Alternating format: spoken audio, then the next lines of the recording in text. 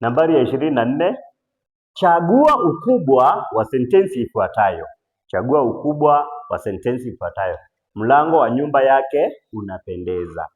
Mlango wa nyumba yake unapendeza. Tunaambiwa tutafute ukubwa hapa. Naam.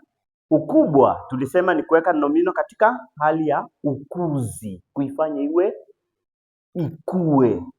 Kwa mfano, tulisema kuna utaratibu ambao unatumika kama imeanza na m ama n na ni silabi mbili, unatoa hiyo m, unaidondosha. Ukidondosha utakuwa umepata ukubwa. Kwa mfano, ukubwa wa mkia, kia.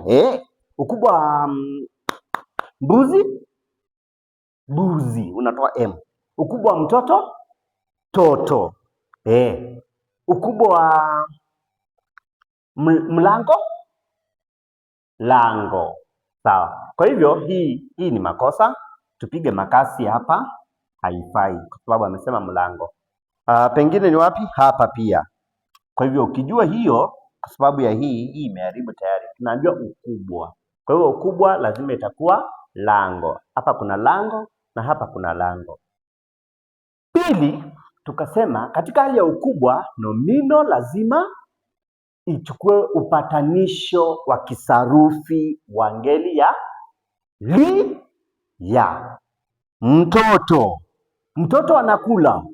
Toto linakula. Msichana anatembea. Itakuwa msichana linatembea. Msichana ambaye, msichana ambalo. Kwa hivyo ngeli itakuwa imebadilika pale na kuwa katika ngeli ya lia. Kwa hivyo jibu hapa ni gani? Hebu tuone hii kama imekubali. Lango la jumba lake linapendeza. Nyumba, jumba, hiyo iko sawa. Lango la hapa ameharibu hapa hivi. Kwa hivyo jibu kamili litakuwa namna hiyo. Situonane